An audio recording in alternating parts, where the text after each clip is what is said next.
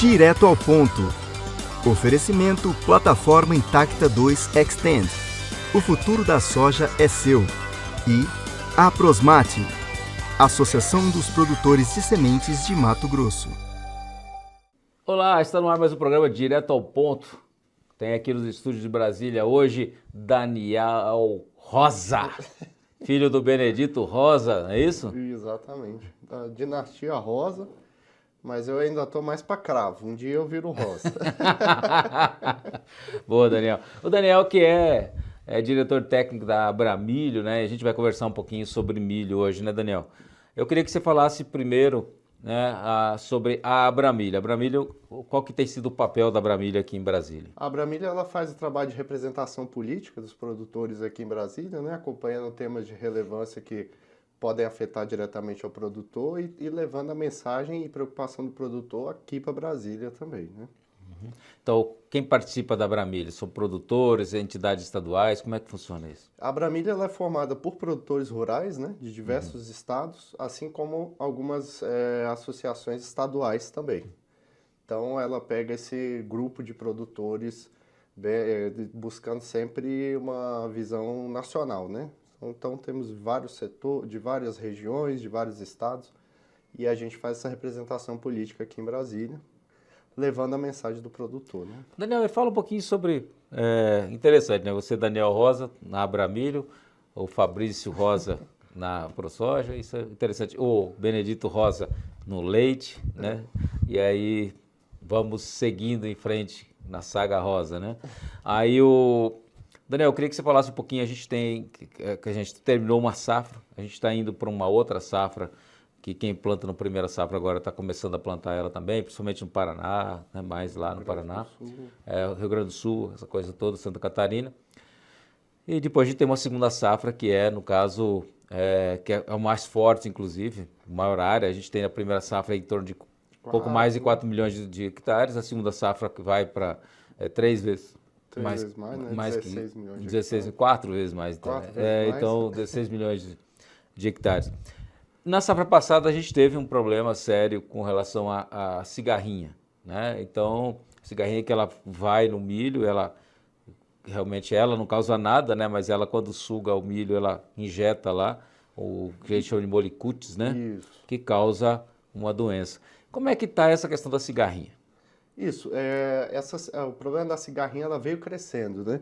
Ele não é um inseto novo, isso aí desde a década de 30, já pesquisadores brasileiros já observavam a cigarrinha aqui no Brasil.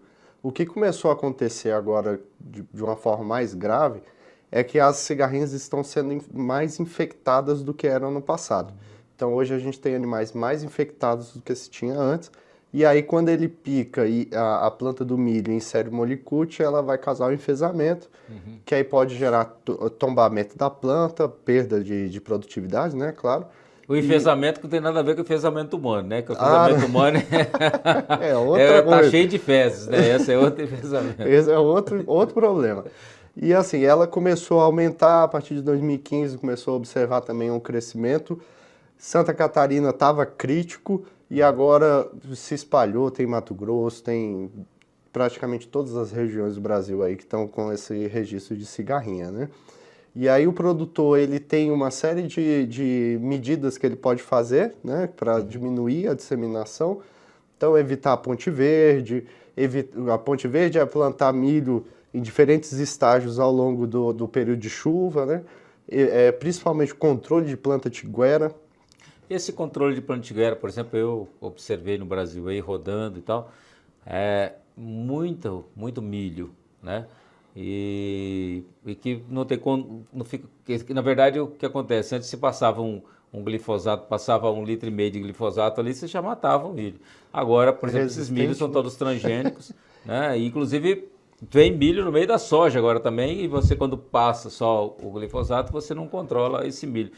Qual que tem sido a recomendação da Abramilho para isso? Glauber, esse é fazer a rotação de princípios para fazer o controle dessa planta tiguera, né? E buscar milhos resistentes ao enfesamento. Isso ainda está caminhando, é uma coisa nova que precisa de um protocolo específico para avaliar os híbridos que estão no mercado. para que o produtor possa saber exatamente qual que é o milho que tem resistência e tem uma boa produtividade também. O que seria esse protocolo, Daniel? Seria um protocolo de avaliação do milho durante o registro das empresas, né? Então, a partir do momento que você tem um protocolo único, em que se estabelece padrões de avaliação que todos vão seguir, você evita que uma semente de milho que se diz tolerante passou por um experimento diferente de uma outra que diz que não é resistente. Então, às Ou vezes... seja, muitas vezes você precisava ter uma coisa unificada. Exatamente. Porque você tem uma empresa que usa, por exemplo, 10 cigarrinhas por planta, outra que usa 50 cigarrinhas por planta, outra que usa 2 cigarrinhas por planta. Exatamente. Entendeu? E aí então é difícil, então é preciso dizer, bom, é 10 por planta, se essa planta se resistiu, então ela é resistente ou é tolerante, seria nesse sentido. Exatamente. E aí tem essa questão tanto do controle para selecionar sementes mais resistentes, mas também os produtos de controle, né? Então, ainda estamos com uma certa falta de produtos e variedades de produtos para fazer esse controle da cigarrinha. Alguns produtos novos estão na fila de aprovação, inclusive o Ministério da Agricultura já colocou como prioridade alguns produtos voltados para o controle da cigarrinha com ativos novos, que isso foi bem importante. A Abramilho trabalhou junto, acompanhou esse processo e, inclusive, agradecemos muito o trabalho do Ministério da Agricultura, que foi super transparente. O Carlos Goulart sempre tem atendido bem, o Zé Guilherme também, né? Exatamente. Uma pena que vão virar adidos agora, né? Então... cada um vai para um lado, mas o Carlos Goulart vai para a China, vai ajudar a gente aí agora para abrir esse mercado da China, que está vindo com força.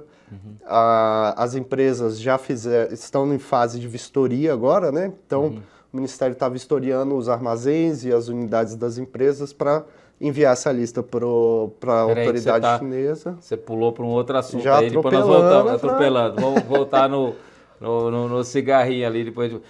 Agora, depois a gente fala da China, tá legal? Beleza. Aí o que acontece? Me diz uma coisa, como é que seria a recomendação? Então, o produtor tem que olhar, no caso semente, se a semente é resistente, tolerante, buscar acompanhar a lavoura fazendo as pulverizações adequadas. Agora, se a gente até ficou sabendo aí, até o próprio Canal Rural até já divulgou, que a gente hoje não tem mais, por exemplo, disponíveis sementes de híbridos que sejam resistentes ou tolerantes. Quer dizer, só sobrou aqueles que não quer dizer que não sejam produtivos, né? Mas daí, nesse caso, não tem alternativa, né, Daniel? No seu controle químico só. Exatamente. Foi uma corrida atrás de sementes tolerantes, né? E aí acabou faltando no mercado. Algumas cooperativas, inclusive, fazem, inclusive a ProSoja também, o teste das sementes que realmente são tolerantes e soltam para os produtores. E aí isso causou uma correria atrás dessas variedades. E aí o produtor que não teve acesso a essas, mesmo que teve acesso também, vai ter que fazer um controle, principalmente no fase inicial da lavoura, até V4 ali, pequenininho. Se não controlar a partir daí, vai ter problema. Agora, se a cigarrinha chegar no milho mais tardio, não dá tempo do molicute fazer o efeito, então não vai ter uma perda tão grande na produtividade. Ou seja, então nessa fase inicial ali é muito importante ter esse controle. E a questão regional também, né, Daniel? Por exemplo, porque muitas vezes se eu sou um produtor, eu faço o meu controle e você não faz, a sua cigarrinha vai vir para mim, não seria isso? Sim, ela se move, em grandes distâncias, inclusive, então tem que ser uma ação conjunta, e aí entra de novo a questão do milho tiguera, e a gente ainda tem esse desafio que é o milho que cresce na beira de estrada, que cresce no fundo de quintal, e alguns argumentos, se seria viável um vazio sanitário para o milho, que seria bem complicado de se pensar. Tem a questão do plantio de sementes também, que é feito num calendário um pouco diferente do grão, então são alguns pontos. Ou seja, a cigarrinha é o grande desafio. Hoje sim, para o milho tem causado muito problema. E no caso desses produtos que você disse, eles são interessantes porque eles têm uma efetividade maior de controle, é isso? Porque eu acho que os produtos hoje têm um residual muito baixo, né, Daniel? Exatamente, e um modo de ação também diferente.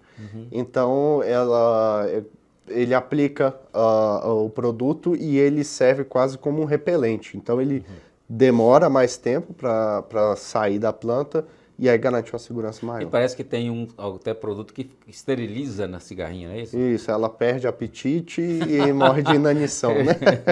Essa é boa. E daí não cruza mais, Não quer dizer, não cruza, vai... não se reproduz e aí controla a população. Mas também não tem nenhuma garantia que esses produtos vão estar logo no mercado. Não, aí entra naquela fila do Ministério da Agricultura que pode levar até 8 anos para ser aprovado, mas como ele está na lista de prioridades do Ministério da Agricultura, a gente acredita que em 1 ano, no máximo 2 anos, ele vai estar aí no mercado produtor. Tá certo, aí a gente vai aqui terminando o primeiro bloco, a gente falando sobre cigarrinha, no segundo bloco a gente vai estar falando um pouco sobre custo de produção e tudo mais, mais sobre esse milho, falando um pouco do mercado de China, por isso que é importante, você não sai daí que a gente está aí trazendo informações, Daniel aí tem informações na manga pra gente. Já voltamos. Direto ao ponto. Oferecimento Plataforma Intacta 2 Extend. O futuro da soja é seu. E Aprosmate, Associação dos Produtores de Sementes de Mato Grosso. De volta direto ao ponto, conversando com Daniel Rosa, que é filho do Benedito Rosa, irmão do Fabrício Moraes Rosa. Você não é Moraes não, né? Não sou não. Eu, por enquanto, eu prefiro ser chamado de Cravo, por enquanto. O Cravo. O Fabrício é a Rosa. Então Já é uma rosa madura, já. Tá certo. Daniel, a gente falou sobre a cigarrinha, essa importante praga. A gente vê que o Brasil tem uma expectativa, o mundo todo fala do milho. Nós temos um mercado interno, um mercado externo também. E quem hoje são os principais importadores do milho brasileiro? O milho brasileiro ele tem uma característica interessante porque ele está em vários mercados diferentes, né? Então, ele tanto se encontra na Europa, Ásia, África e agora a gente está entrando forte na China. Mas, assim, o principal mercado brasileiro hoje é o Irã, né? Eles importam a grande quantidade, coisa de 5 milhões de toneladas ano. É uma parceria bem interessante porque o nosso principal concorrente, que é os Estados Unidos, ele não tem uma boa relação com o Irã. Então, eles passam para o segundo maior exportador do mundo, que é o Brasil. Tem o Egito também, que a gente está crescendo. E a União Europeia também compra milho brasileiro. E agora a China está vindo aí forte para comprar milho brasileiro. Agora, qual que é a expectativa no caso da China? Porque até enquanto está sendo aprovado, até você estava comentando no primeiro bloco. Então, tem um processo, né, foi feito antes... Me parece que não podia ser exportado para a China, porque existia um protocolo, mas era um protocolo inexequível, né? E agora mudou isso aí. Explica para a gente um pouquinho. Isso, o protocolo ele foi assinado lá para 2018, mais ou menos, e ele tinha um problema sanitário, uma praga quarentenária, que as empresas já tinham avisado que seria muito difícil tirar na peneira, e aí foi revisto esse protocolo, agora foi estendido até o dia 26 do mês passado, para as empresas interessadas fazerem o registro. O Ministério da Agricultura agora passou para a fase de vistoria dessas unidades. Finalizando isso, eles vão enviar a lista para a China valida e a gente começa os embarques. Então, ou seja, praticamente esse ano, se quiser exportar para a China, é possível que já se consiga. A gente estamos na expectativa, né? Vai depender também da velocidade que as autoridades chinesas vão responder a gente, né? Mas aí, por outro lado, você tem os Estados Unidos tendo uma quebra de produção, então vai reduzir as exportações. A Ucrânia vai reduzir em 40% a exportação deles esse ano. Então, os dois maiores enfrentando problema, vai sobrar para o Brasil coisa boa aí. Então, a gente espera que seja rápido esse processo. Mas aí como é que fica o mercado interno, Daniel? Quando você fala assim, vai sobrar para o Brasil coisa boa. E para quem está olhando para o milho aqui dentro, que é o pessoal do etanol, a questão, por exemplo, também das proteínas, da proteínas, né, que tem uma demanda, que a maior parte da demanda hoje nacional no caso de proteína. Como é que fica isso? Aí são cenários distintos, né? No caso do etanol, que eles buscam prioritariamente o contrato antecipado, a compra antecipada, acaba tendo uma facilidade deles conseguirem esse milho. Mas o Brasil é superavitário, né? A gente produz muito, muito mais do que a gente consome. Então, pelo menos 30%, 40% da nossa produção vai ser exportada. E aí, no caso, também tem um abastecimento da região sul com milho paraguaio e argentino para fazer esse balanço. E enquanto que o milho, principalmente do Centro-Oeste, Mato Grosso, que é o principal produtor, né, 40 milhões de toneladas, vai sair pelo Arco Norte hoje ou por Santos.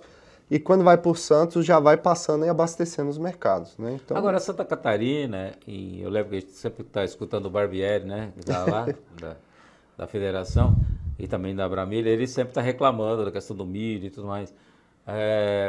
Esse milho, por exemplo, do Mato Grosso, né, do Centro-Oeste em particular, para chegar em Santa Catarina, a logística é praticamente quase que inviável, ou não?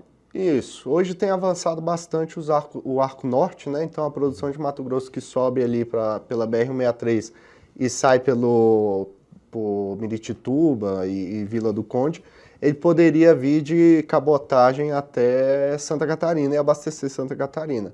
Agora saiu o projeto de lei da BR do Mar, que melhorou, reduziu o custo com a tripulação, que era um problema, diminuiu a exigência de tripulação brasileira para transporte de cabotagem, facilitou a importação de navios do exterior, né, que antes era limitado para promover a indústria brasileira, mas acabou que não chegou a ser o suficiente. Ainda falta a questão do bunker, que é o combustível do navio, que ainda paga ICMS. Então seria uma possibilidade, assim que derrubar isso, que a cabotagem abastecesse esse mercado, né? Subindo para o Mato Grosso. E tem também a questão das ferrovias, que aos pouquinhos elas estão evoluindo aí. Você tem a Ferronorte ligando com a Ferrovia Norte-Sul, que podem abastecer esse mercado também.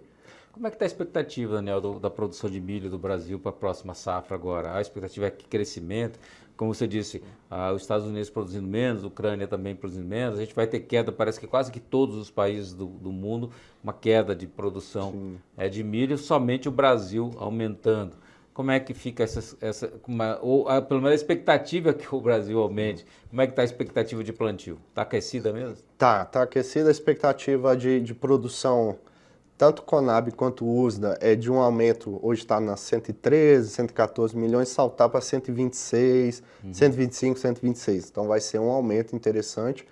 E alguns estados que tiveram um desempenho no ano passado ruins, como Mato Grosso do Sul, esse ano já estabilizou. Então, ano que vem a gente espera um incremento. Agora é contar com o clima, que o produtor está interessado em plantar, o preço está bom, então estamos otimistas. Agora me fala um pouquinho, você que é estudioso sobre o etanol de milho, aí, como é que você vê essa expectativa do etanol de milho? Você acha que é uma coisa que me parece poxa, recentemente a gente teve uma queda muito bem acelerada. Um momento eu vi, até olhando nessa semana, lá num posto, você tinha até uma placa antiga, né? Tava o etanol lá no Mato Grosso, no caso em Cuiabá, 4,60 o etanol. Hoje, por exemplo, o etanol lá está 2,80. Você vê que é quase R$2 de diferença, isso falando em 3 meses. Isso, essas coisas têm preocupado, podem afetar o mercado de etanol no Brasil? Essa estabilidade de preço? A instabilidade ela traz uma preocupação, mas a margem de lucro que as empresas trabalham nas usinas, ela é interessante, segurando o preço de milho até acima de R$40. E ela, por outro lado, também tem o DDG, né, que é o coproduto. Então, hoje quase 30%, 40% da receita da usina vai ser com DDG. Então, mesmo que haja essa oscilação, o DDG ele vai dar essa garantia de receita da empresa, né? O DDG seria o farelo de milho. Sim, ele dá o suporte daí, no caso. Vai dar um suporte, além da venda de energia elétrica também. Isso é bastante interessante. Sempre estou falando, Daniel, da questão também de mercado interno, né, principalmente, talvez muitas vezes já surgiram alguns projetos para travar a exportação, né? Proibir a exportação. Então, como é que a associação tem olhado isso? A gente vê com muita preocupação, porque a partir do momento que você trava as exportações, bagunça o mercado, né? Inclusive o mercado interno, e o reflexo provavelmente vai ser o produtor parar de plantar, porque ele perde essa liquidez do produto dele, de saber que ele pode plantar porque na colheita ele vai ter para quem vender. A partir do momento que você trava as exportações, a gente vê isso na Argentina também, o produtor para de produzir porque ele vai levar prejuízo. E aí é uma medida bastante temerária, né? Agora, Daniel, outra coisa que a gente sabe que no Paraná, Santa Catarina, a gente olha assim, tem o Paraná, apesar de ser superavitário, ele acaba exportando também, né, e acaba faltando milho no sul do Brasil. Ali, por você tem lá uma falta lá de 8, 10 milhões de toneladas né, para completar, fechar o cerco entre o que você produz lá e o que consome. Há possibilidade do Sul e Sudeste plantarem mais milho? Sim, com certeza. Inclusive, no caso do Rio Grande do Sul, já passam até alguns estudos aí mostrando a possibilidade da segunda safra no Rio Grande do Sul, que seria bastante interessante também. E você tem também a possibilidade de outros grãos, como o sorgo, que ele vai precisar de uma janela menor de chuva, e aí você acaba abrindo também os grãos de inverno, então tem várias possibilidades.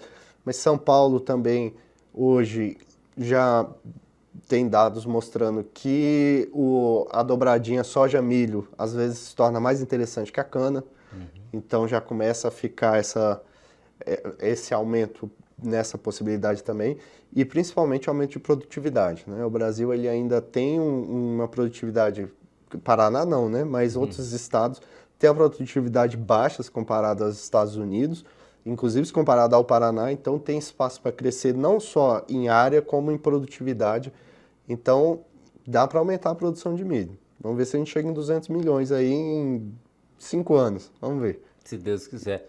É igual você falou, o sorgo é uma coisa bastante interessante, né? Eu até, inclusive, estive vendo ali a apresentação do sorgo. Existiam mitos do sorgo. Porque você planta o sorgo, depois vai plantar soja, vai produzir menos. Na verdade, os caras não adubam o sorgo e depois fica complicado. E estão manejando errado o sorgo. Então, o sorgo realmente é uma alternativa bem interessante que você pode você plantar o milho na época certa, dentro do zoneamento, e depois você entrar com o sorgo. Daniel, infelizmente, esse tempo acabou. Obrigado.